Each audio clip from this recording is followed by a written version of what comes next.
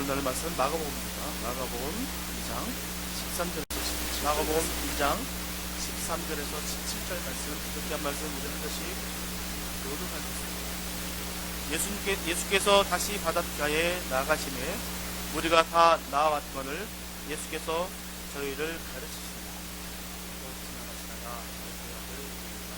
세간에 앉아있는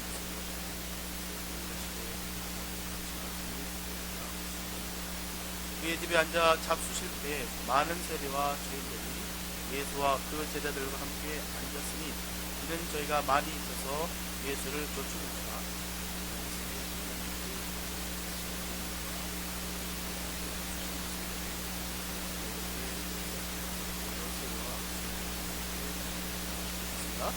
예수께서 들으시고 저에게 이르시되 건강한 자에게는 의원이 쓸데없고 병든 자에게야 쓸데 있느니라. 내가 의인을 부르러 온 것이 아니요 죄인을 부르러 왔노라 하시니라. 네.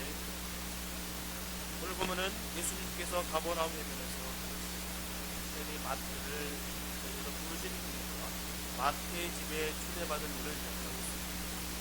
예수님께서는 제자들을 부르심을 있어서 신분의 기초를 기하고 그리고 그들의 도덕성이나 헌금으로 제한을 합니다. 그로 인해서 세리와 죄인들과 올려 식사하는 것입니다. 그래서 예수님은 바리새인의 선지자 내가 의인을 부르러 온 것이 아니라 죄인을 부르러 왔다라고 말씀하십니다.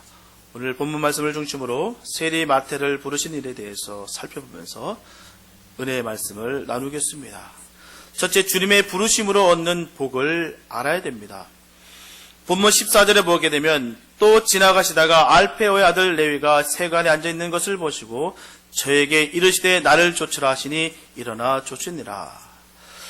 예수님께서는 거기서 지나가시다가 마태를 발견하시고 부르십니다. 이것이 바로 은혜예요. 이 은혜로 말미암아 모든 인간은 그리스도에게 부름받는 것입니다. 세리 마태가 일하던 가버나움 세관은 매우 중요한 세관이었어요. 당시 가버나움은 갈릴리 해변의 도시였고요. 상업과 교통의 중심지로서 다메섹과 두로 또 예루살렘으로 가는 통로였습니다. 그리고 헤롯의 영토에 들어오는 첫 성의 중요한 세관이었습니다. 세리는 헬라어로 텔레노스라고 하는데요. 세와 산다라는 뜻의 합성으로서 세금 징수의 청부인을 뜻하는 말이에요. 우리 미국에 살아가면서 가장 무서운 편지가 뭘까요? 어떤 편지가 가장 무섭습니까? 아마도 IRS에서 온 편지일 겁니다. 특별히 사업하시는 분들에게서는 아마 공포일 겁니다. 이 IRS라는 그런 그 편지가 좋은 내용은 없어요. 뭐 돈을 주겠다. 이번에 너무 성실히 세금을 잘 냈기 때문에 큰 혜택을 주겠다. 이런 내용은 별로 없을 거라 생각합니다. 제가 예전에 어떤 분이 그 IRS를 통해서 참 곤욕을 당하는 분이 계신데요. 이분이 이제 어른들한테 돈을 받으셨어요. 큰 돈을 받았습니다. 그래서 그 돈을 받고 그 세금을 신고를 했어야 되는데 신고하지 않고 그걸 집을 샀어요. 다운페이를 많이 내고 집을 샀습니다. 그런데 몇 년 후가 지났는데요. 편지가 날라와요. 이 출처 없는 돈이 도대체 뭐냐. 근거를 제시하라는 거예요. 그러니까 몇 년 지났잖아요. 그래서 그걸 제시하려고 하다 보니까 뭐 정말 작은 영수증까지 다 챙겨서 해도 안 됩니다. 결국은요. 벌금을 먹이겠다는 거예요. 결국 그래서 그분은요. 그 집이 날아갔어요. 몇십만 불이 그냥 날아가 버렸습니다. 이 세금 폭탄이 참 무서워요. 세리와 IRS는 아마 비슷한 분위기가 아닐까 싶습니다. 이들과 우리는 연관이 없는 게 상칙이에요. 연관이 안 되는 게 좋아요. 뭐 편지를 안 받아도 되고요. 그들에게서 무슨 통보를 받지 않는 것이 상책입니다. 당시 세리들은 유대민족으로서의 긍지보다는요. 현실생활 중시한 아주 극단적인 현실주의자들이었습니다. 그들은 탐욕으로 부를 축적하고 사치로 그들의 삶을 장식하기에 바빴어요. 그들은 로마 정부의 세금 징집 사무를 청구받아서 동족들로부터 세금을 아주 강압적으로 착취하는 것을 그들이 담당했다는 것입니다. 유대 격언에 산중에는 사자가 있고 거리에는 잔인한 세례가 있다라는 말이 있습니다. 이처럼 세례는 유대인의 혐오와 증오의 대상이었습니다. 그래서 예수님 당시 세례와 창기들은 비율법적이고 비도덕적인 사람들로 낙인이 완전히 찍혔기에 법정에서 그들은 증인이 될 자격도 없습니다. 그들의 말은 아무런 가치가 없어요. 결정적인 것을 알고 있는데도 불구하고 증언해봤자 아무 소용이 없는 그런 값어치 없는 가치가 없는 그런 사람들이었습니다. 또한 그들에게 딸을 주지 않았기 때문에 그들은 돈은 많았으나 가정을 이룰 수가 없습니다. 그래서 그들은 창기를 가까이 했기 때문에 세례와 창기는 항상 짝이 되어서 정죄를 받았습니다. 그리고 회당에서는 그들의 돈은 더러운 돈이라 해서 헌금으로 받아주지 않습니다. 회당에 들어오는 것은 못 들어오는 것은 당연한 지사고요. 그들의 헌금까지도 받지 않았다는 것이에요. 그들은 민족의 변절자이며 민족의 고열을 착취하는 증오의 멸시의 대상이었어요. 정말 문둥병 환자를 기피하듯이 이 유대인들은 이 세례들을 철저하게 기피했습니다. 특별히 이처럼 세례를 죄인으로 여긴 이유가요. 바로 로마 차에서 정말 세례들이 일정한 금액만을 받으면 괜찮은데 로마에다 정부의 세금을 바친 그 금액만 거두면 괜찮은데 그 나머지 더 많은 것을 얻어서 나머지는 자기들이 그래서 착복했다는 것이에요. 그래서 자기들의 부를 누렸습니다. 서민들의 수입의 30% 이상을 세금으로 징수해버렸어요. 그렇기 때문에 사람들에게 세례는 매국노여 반역자여 정말 증오의 대상이었습니다. 누가복음 3장 12절과 13절에서 보면 세례 요한은 광야에서 사람들에게 회개 세례를 베풀 때 많은 사람들이 몰려왔습니다. 세례를 받는 중에 세례들도 몰려왔어요. 전합니다. 세례들도 세례를 받고자 하여 와서 가로되 선생이여 우리는 무엇을 하리까 하며 가로되 정한 세 외에는 능칭치 말라라고 되어 있습니다. 얼마나 많은 돈을 가져갔다면 이렇게 세례 요한도 분명히 증거하고 있습니다. 그 외에 세 외에는 결코 받지 말라라고 전하고 있어요. 아무리 예수님께서 회당에서 그리고 거리에서 하나님 나라의 복음을 전파했다 할지라도 세리가 그 말씀을 듣고 은혜 받았다 할지라도 예수님께 오지 말았어야 되는 것이에요. 왠지 아십니까? 그들이 옴으로 말미암아 예수님께서 민폐를 당하는 거거든요. 그러니까 자기 스스로도 가지 말았어야 한다라고 사람들은 여기고 있었습니다. 그 정도로 세리들은 그런 평가를 받고 있었어요. 하지만 예수님께서는 그러한 세리가 자기 발로 찾아올 때까지 가문에 앉아서 기다리신 것이 아니라 그 세리가 있는 그곳에 찾아서 세간까지 친히 찾아가셔서 그들을 부르셨다는 사실입니다. 이게 너무나도 귀한 것이에요. 오늘날도 마찬가지입니다. 지금도 세상으로부터 소외받고 수많은 차별과 수많은 불이익을 당하고 있는 사람들이 참으로 많습니다. 그래서 성도는 예수님의 모습을 통해서 얻게 되는 것은 우리도 방황하는 영혼들을 위해서 친히 가서 복음을 전하는 것이에요. 지금도 예수를 몰라서 멸망 가운데 있는 사람들이 너무나도 많습니다. 그들에게 가서 복음을 전하는 것이에요. 우리가 은혜를 받았다면, 우리가 예수님의 사람이라면 우리가 마땅히 해야 될 부분이 바로 복음을 증거하는 겁니다. 그러므로 항상 내 주위를 살피시면서 하나님이 보낸 영혼이 있는지 기도하시고 그 복음을 전하는 우리 모두가 되어야 될 줄을 믿습니다. 오늘 본문에서는 절대로 주님의 제자가 될 수 없었던 그런 마태가, 바로 세리 마태가 주님께서 만나 주심으로 말미암아 주님의 제자가 되었어요. 가당치도 않는 말씀입니다. 세리가 감히 어찌 예수의 제자가 될 수가 있습니까? 그러나 주님께서 그를 만나 주셨고 그의 부르심의 순종함으로 말미암아 그가 제자가 됐다는 것이에요. 그로 인해서 마태복음이라는 그 주님의 말씀을 기록하는 엄청난 축복의 주인공이 됩니다. 그렇기 때문에 우리도 아무 차별 없이 어떤 영혼일지라도 건져내는 사역에 최선을 다해야 될 줄로 믿습니다. 두 번째, 주님이 부르시면 즉각적으로 반응해야 되는 것이에요. 마태는 본문 14절 하반절에서 예수님이 부르실 때 일어나 조치니라 라고 말하고 있어요. 일어나 조치니라. 부르실 때. 이처럼 그에게는 순종의 열정이 있었어요. 예수님께서 장래된 아무런 보장도 없이 그를 부르셨지만 그는 조금도 지체치 아니하고 따라 나셨습니다. 분명하게 예수님께서는 나를 따라오겠다면 내가 너를 장래를 내가 책임을 지겠다. 큰 재산을 내가 너에게 주겠다라고 약속한 바 없습니다. 뿐만 아니라 지위에 대한 약속도 직업에 대한 약속도 주신 적이 없어요. 하물며 자녀나 가문이 복받을 것이다 라고 말씀하신 적도 없습니다. 단순히 그냥 따라오라라고 말씀하셨어요.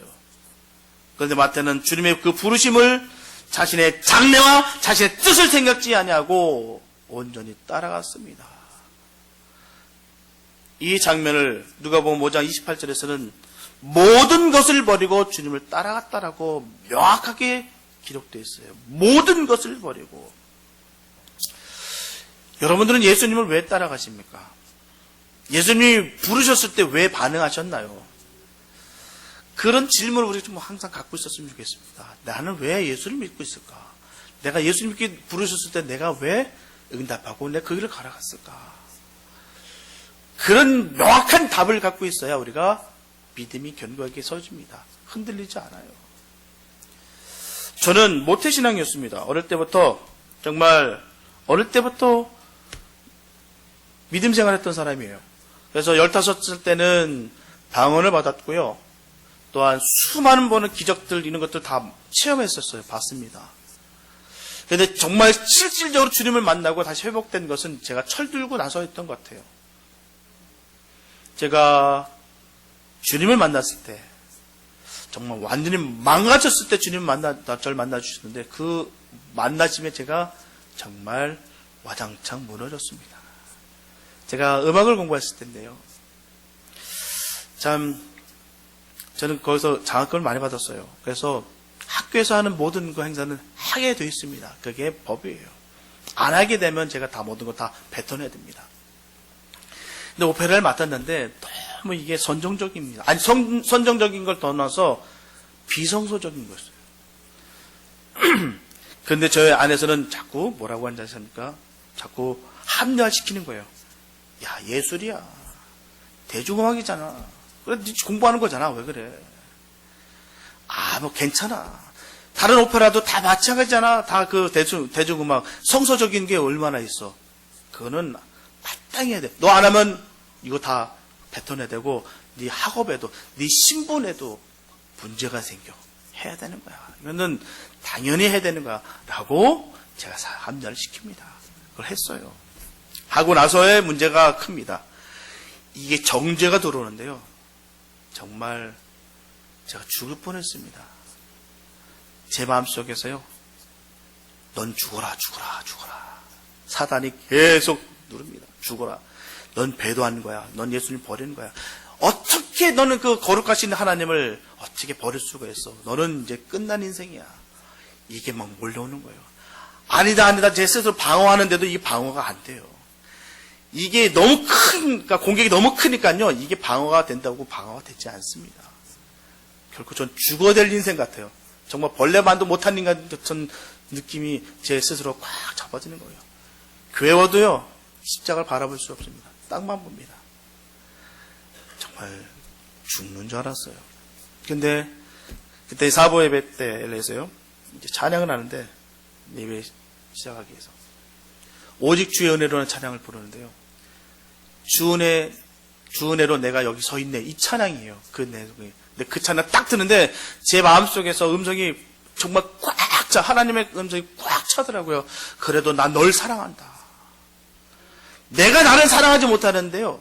내가 나를 용서 못하는데 주님은 나를 사랑하신대요. 근데 그 주님의 그 임재 가운데 내가 꼼짝 못하겠더라고요. 눈물 콧물이 쏟아지는데요. 야, 어떻게 나를 사랑할 수 있지? 내가 주님을 내가 버렸던 것 같은데, 내가 외면하고 내가 내 살 길을 찾아 도망쳤는데, 어떻게 나를 사랑하실까? 이거에 제가 완전히 무너져 버렸어요. 그러고 나서 제가 다 버렸습니다. 제가 가장 잘하고 제가 자신 있던 것, 버려버렸어요. 버릴 수가 있게 되더라고요.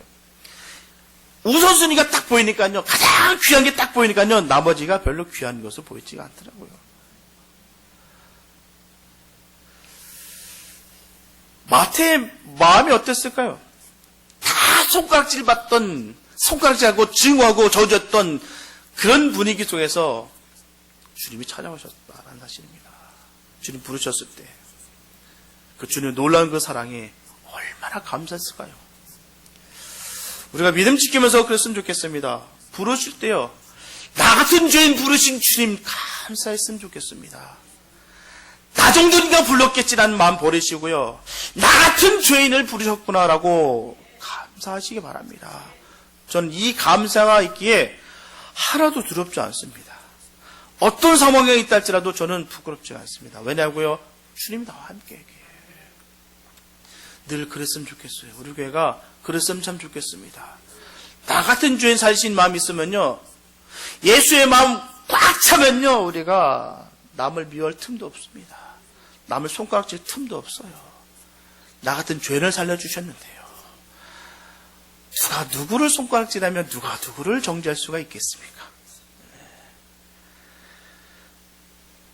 오늘 보면서도 명확하게 전하고 있듯이 예수님께서 마태를 부르실 때 마태는요, 한 번도 논쟁한 적 없습니다.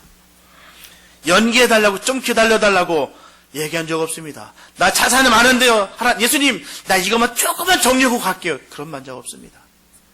전혀 그런 과정 없이 즉시 순종하여 다 버리고 예수님께 갔어요. 또 마태가 이런 순종을 통해서 얻은 것이 과연 무엇이겠습니까? 첫째, 그는 이름을 받았어요.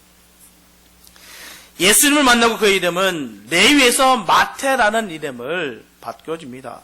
사실 레위라는 이름은 나쁜 이름 아니에요. 나쁜 뜻이 아닙니다. 그의 이름대로 레위 지파 사람처럼 살았다면 아무 문제가 되지 않습니다. 하지만 세리의 삶을 살았다는 것이에요. 그는 레위의 삶을 사는 것이 아니라 세리의 삶을 살았습니다.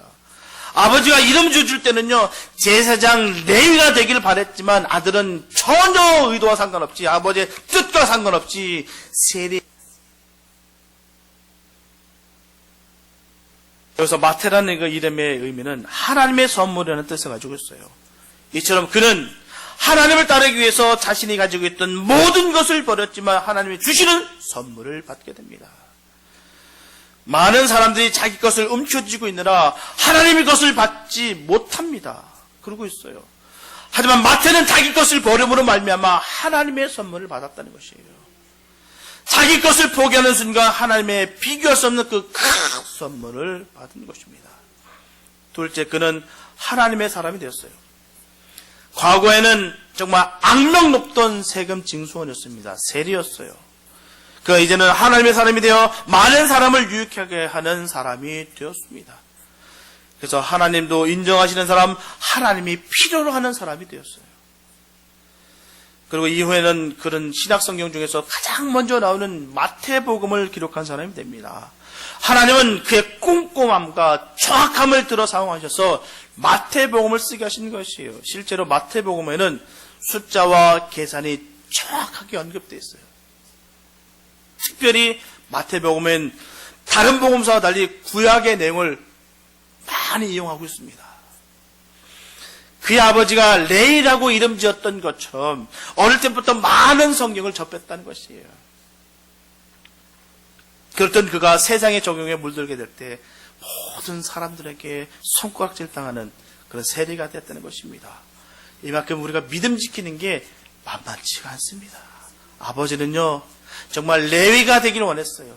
제사장이 되길 원했습니다. 우리 다음 세대를 우리 잘 챙겨야 됩니다. 우리 아이들 잘 키워서 우리 다음 세대가 연결이 돼야 돼요. 지금 잘 먹고 지금 부흥하는 것 같으나 우리 다음 세대가 무너지면요, 우리 교회는 희망 없습니다. 지금은 조금 힘든 것 같으나, 조금 어려운 것 같으나 다음 세대가 든든하면 우리 교회 희망이 있습니다. 우리가 기도해야 돼요. 우리 아이들이 정말 레위가 될 수 있도록, 정말 제사장이 될 수 있는 그런 아이들이 될 수 있도록 우리 기도해야 됩니다. 마태 아빠는 그렇게 바라했어요. 레위라는 이름을 적어가면서 정말 제사장 같은 삶을 살기를 원하면서 그렇게 지었습니다. 근데 그는 그런 삶을 살지 못했습니다. 세상 정욕에 빠지고, 세상의 권력에 빠지고, 세상 욕심에 빠져가지고 그냥 세리가 되었어요. 그런데 불구하고 주님 만나주셔서 그가 회복되니 이 모든 것이 하나님의 은혜가 아닐 수가 없습니다. 셋째, 그는 모으는 자가 아니라 주는 자의 삶을 살게 됩니다. 지금까지 마태는 남의 것을 뺏어서 자신의 것으로 모으는 것을 최고의 목표로 살았습니다. 하지만 이제는 베푸는 기쁨과 나누는 즐거움을 알게 되었어요. 본문 15절에서 보면 남의 것을 뺏기만 하던 사람이 많은 친구와 예수님을 모시고 자기 돈으로 잔치를 베풀고 그들을 대접하는 것을 보게 됩니다. 그래서 이 잔치에서 그의 집이 들어졌고 재물이 들어졌고 시간과 수고가 들어졌습니다. 이처럼 여러 사람에게 기쁨을 주는 사람이 되었어요. 오늘 본문에서 마태를 통해서 우리가 얻게 되는 것은 내려놓을 때 하나님의 것을 얻을 수가 있다는 것입니다. 일반적으로 보면 되도록 남의 것을 나의 것으로 만들고 싶고요, 나눠주기보다는 뺏는 것을 더 기뻐하고 즐거워하는 것이 바로 세상 기준과 가치입니다. 하지만 분명한 것은 예수님의 부르심에 순종하고 자녀로 살겠다라고 믿음으로 나아가는 사람들은 예수님의 속성을 닮아가서 움켜쥐는 것보다 나누는 것을 더욱 기뻐하게 되어야 될 줄로 믿습니다. 우리가 스스로를 생각할 때 난 과연 나눔의 기쁨을 가지고 있는지 되돌아봤으면 좋겠습니다. 정말 나눌 때 내가 정말 기뻐하고 있는지. 틀림없이 거듭난 사람이라면 영혼을 위해서 섬기고 나누게 되었습니다. 왜냐하면 예수님께서 죄악에 물들었던 영혼들을 위해서 모든 물과 피를 쏟으셨던 주님이 거듭난 사람 안에 거하시고 계시기 때문입니다. 예수가 내 안에 계시기에 우리가 주님의 길을 따를 수가 있는 것입니다. 셋째, 성도는 용서받은 죄인일 뿐입니다. 본문 16절에 보게 되면 바리새인의 서기관들이 예수께서 죄인과 세리들과 함께 잡수시는 것을 보고 그 제자들에게 이르되 어찌하여 세리와 죄인들과 함께 먹는가? 라고 전하고 있어요. 바리새인의 서기관들은 예수님께서 세리와 죄인들과 함께 잡수시는 것을 보고 주님을 비난하고 정죄합니다. 어떻게 저런 죄인들과 먹을 수 있는지. 이 말씀은요, 도저히 용서받지 못할 크나큰 죄를 지은 사람들에게는요, 너무나도 아픈 말씀이에요. 죄인들은 절대로 주님 곁에 가면 안 된다는 말씀입니다. 얼마나 아픈 말씀이에요. 거듭나고 구원받을 기회조차 주면 안 된다는 것이에요. 왜요? 죄인이기 때문에. 안 된다고 얘기하고 있는 것입니다. 바리새인들은 지금 그렇게 얘기하고 있는 것입니다.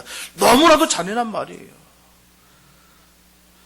이 모습을 보고 우리도 생각해야 되는 것은요, 우리가 교회를 다니고 예수님을 믿는다고는 하지만 여전히 우리는 용서받은 죄인이라는 것을 반드시 기억하시기 바랍니다. 우리 용서받은 죄인일 뿐입니다. 우리 자꾸 이걸 잊고 있어요. 언제부터 우리가 구원받았다고요? 언제부터 우리가 예수님 믿어가지고 언제부터 하나님 자녀 됐다고요? 왜냐면 우리들의 모습 속에서 아직도요, 세속에 물들어있는 모습들이 아직 많이 남아있어요. 없다 하면서도요, 다 있습니다. 여러분 생각해 보십시오. 명품 싫어하십니까? 명품 좋아하잖아요. 또 맛있는 거 좋아하잖아요. 눈에 보이는 거 안목의 정욕 좋아하잖아요. 아직 안 좋아하시는 분이 계십니까? 안 좋아하시는 분 있으면 제가 박수 쳐드릴게요. 우리가 아니다 하면서요, 우리도 아직도 세속에 많이 물들어 있습니다. 세상 사람들은 보면은 교회에 아무 차별도 없고 시기와 질투도 없고 분냄과 분쟁이 전혀 없을 거라 생각하다가 많은 상처를 받습니다. 그래서 그들은 말합니다. 어떻게 교회 다니는 사람들이 어떻게 이럴 수가 있지? 어떻게 교회가 이럴 수가 있지라고 말합니다. 이 말은 결국 가장 예수님이 필요한 것이 바로 교회입니다. 교회가 예수님이 가장 필요한 것이에요. 다시 말씀드리면 세상의 가치가 가장 우선으로 믿고 있는 사람들에게는요, 예수가 필요 없어요. 세상의 가치, 세상에 좋은 것들이 얼마나 많은데요, 그들은 예수를 모릅니다. 필요가 없어요. 왜? 있음으로 말미암아 그게 더 불편하게 느껴지기 때문입니다. 그래서 예수님께서 본문 17절에서 명확하게 말씀하고 있습니다. 예수께서 들으시고 저에게 이르시되 건강한 자에게는 의원이 쓸데없고 병든 자에게라 쓸데있느니라. 내가 의인을 부르러 온 것이 아니요 죄인을 부르러 왔노라. 예수님께서 세상에 오신 목적은요, 죄인들을 부르셔서요, 구원시키기 위해서 오신 것이에요. 이 땅에 오신 게 그 목적이 거기 다 있습니다. 죄인들을 위해서 십자가를 지심으로 말미암아 구속의 사역을 완성하시기 위해서 이 땅에 오신 것이에요. 이 땅에 오신 이유가 왕이 되고 군림하고 굴복시키고 뺏으려고 오신 것이 아니라 다 나눠주시기 위해서 주님이 이 땅에 오시는 것입니다. 누굴 때문에요? 죄인들을 위해서. 하지만 예수님의 구원은 스스로 죄 없다는 자들에게는 아무런 해당사항이 없습니다. 내가 왜가 죄가 있어? 하는 사람들에게는 예수님이 사랑이, 구원이 소용이 없는 것이에요. 그게 바로 바리새인입니다. 바리새인들이 갖고 있는 품이 그거예요. 야, 저까지 게 무슨 나랑 어떻게 비교를 해? 이게 바리새인입니다.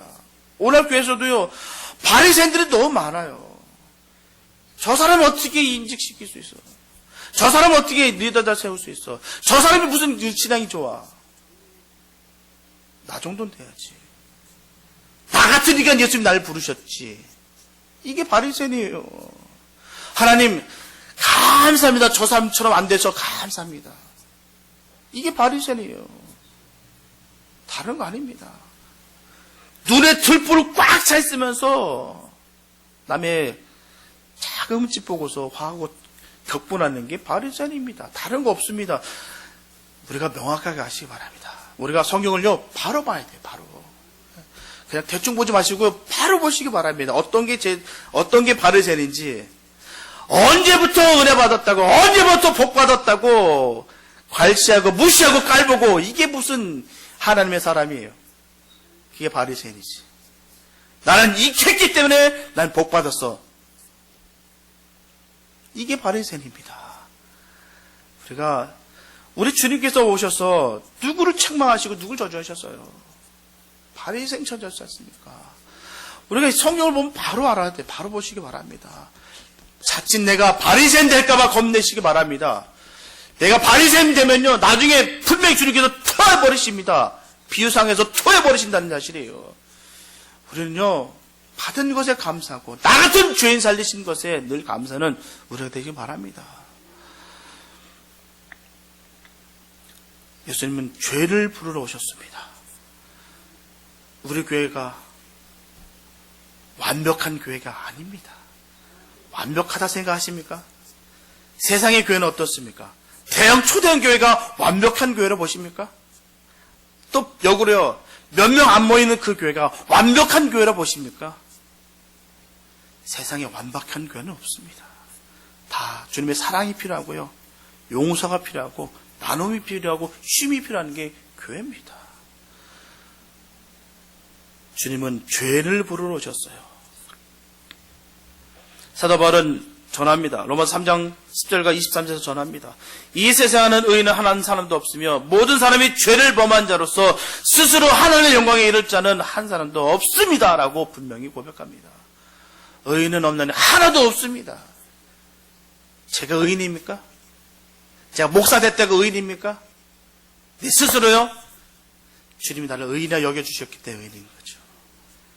영원히 멸망받을 수밖에 없는 나인데도 불구하고 그래도 난 널 사랑한다 하셨기에 내가 하나님의 자녀가 된 것입니다. 저는 그 말씀만 지금도 들면요, 눈물이 나요. 너무 감사했어요. 그래도 난 널 사랑한다. 내 자신도 날 용서 못한 나인데도요, 주님이 나를 용서하신다는 그 사랑이 전 너무 감사해요. 누가 누구를 미워할 수 있으며 누가 누구를 정죄할 수가 있겠습니까? 우리가 뭐가 이렇게 잘났을까요? 우리가 주님 안에서 회복되시기 바랍니다. 우리는 구원받은 죄인이 뿐입니다. 용서받은 죄인입니다. 사도 바울이 너무 잘 알게 이 말을 하는 거예요. 사도 바울도요, 바나바 아니었으면 어떻게 될 뻔했습니까? 철저하게 외면당하고 철저하게 무시당하고 초에 붙였던 그를 끌어내고 격려해주고 섬겨줬던 그 바나바로 인해서 그가 사도 바울이 된 거예요. 우리가 그런 삶 되기 원합니다. 못나고 못됐다고 해서 찍어 늘리고 버리는 것이 아니라 끌어안고 협력하고 기도해주는 것, 그게 바로 하나님의 마음입니다. 예수님이 그렇게 원하시는 것이에요. 그런 사람들에게 칭찬하시고 복 주십니다. 복받을 짓, 그런 게 복받을 짓입니다. 예. 우리가 복을 받기 원하시죠? 잘 되기 원하시죠? 그러면 잘 될 삶을 사시기 바랍니다. 그 마음속에 미움이 있고 다툼이 있고 독이 가득하면요, 복 못 받습니다. 그런데도 복 받잖아요? 제가 선언합니다. 그건 주님이 주신 복 아닙니다. 주님은 그렇게 하는 사람들 복 주신다는 얘기 한 적이 없어요.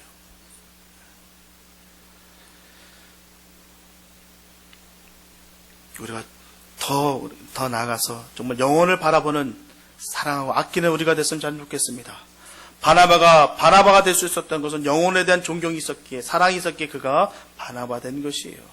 영혼을 귀하게 바라보는 것이 참 중요합니다. 한 영혼에 대해서 절대로 포기하시면 안 됩니다.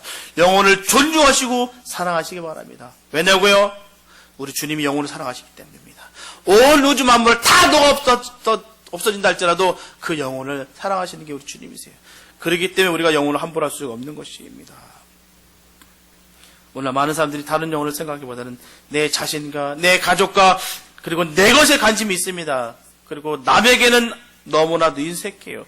영혼에 대한 사랑과 관심은 없고 판단과 비방만 들어가고 있습니다.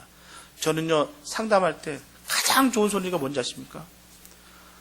십자가를 바라봤는데 또 영혼을 바라보니 너무 마음이 아픕니다. 눈물을 흘릴 그때 가장 기뻐요. 주의 종으로서 가장 보람이 느낄 때, 가장 기쁠 때, 가장 축복해주고 싶을 때가 언제 바로 그때입니다. 십자가를 보고 통증을 느꼈대요. 영혼을 바라보면서 너무 아팠대요. 저는 그게 가장 기쁩니다. 근데요, 우리 주님이 가장 기뻐하시는 게 거기 있습니다. 영혼을 바라보면서 함께 주님과 함께 통증 느끼는 것. 우리가 그런 삶 되시기 바랍니다. 우리가 완벽한 것이 아니기 때문에 우리는 주님이 반드시 필요합니다. 병든 자에게 의원이 필요한 거예요. 상태가 중한 환자일수록 의사의 도움이 절실하게 필요합니다. 예수님은 육체와 영혼의 각종 병으로 죽어가는 자들을 위해서 의사로 이 땅에 오셨어요. 고쳐주시기에 이 땅에 오셨습니다. 근데도 불구하고요, 가장 안타까운 것은 자기가 환자인데도 불구하고 환자인 것을 모르고 살아가는 사람들이 너무나 많습니다. 우리가 환자인 것을, 우리가 죄인인 것을 늘 우리가 기억하시면서 늘 주님 사랑으로 회복되시기 바랍니다. 더러운 죄로 있었던 것을 주님의 깨끗하게 씻겨주시는 것에 늘 감사하기 바랍니다. 주님은 그렇기 위해서 오신 것이에요. 우리를 깨끗게 씻기기 위해서 오신 것이에요. 넘어져 있는 자를 일으켜 세워주시기 위해서 이 땅에 오셨습니다. 예수님 바로 우리를 위해서 오셨습니다. 온전히 예수님을 만날 때 모든 질병과 문제는 다 사라지게 됩니다. 우리가 이런 주님의 복을 누리고 우리가 늘 승리하시기 바랍니다. 영혼을 늘 사랑하시고 나 된 것이 다 하나님의 은혜인 것을 늘 기억하시면서 살아가시기 바랍니다. 우리가 되는 것은요, 다 하나님의 은혜입니다. 꼭 기억하시기 바랍니다. 내가 조금 잘 나가는 것 같으니까 난 좀 특별한 인간. 저 사람 안 되니까 뭐든지 끊기니까 저 사람은 안 될 인간. 그거 아닙니다. 하나님 보시기에 다 똑같아요. 다 연약한 존재고 다 고침을 받아야 될 만한 그런 존재들입니다. 우리가 주님 보시면서 우리가 늘 용서받은 죄인인 것을 늘 기억하시면서 늘 겸손하게 믿음 지키시 바랍니다. 사랑하는 여러분, 오늘 본문에서 마태는 예수님을 만나기 전에는요, 철저하게 외면당하고 철저하게 버림받은 그런 사람이었습니다. 불쌍한 사람이었어요. 그러나 예수님의 부르심을 받았을 때 그는 과감하게 자신이 가진 모든 세상의 가치관을 다 버리고 예수님을 따르기로 결단했습니다. 우리가 이런 결단이 있기 바랍니다. 우리가 내 자신을 다 버리는 것이 아니에요. 주님 바라보면서 우선순위를 명확하게 하라는 얘기입니다.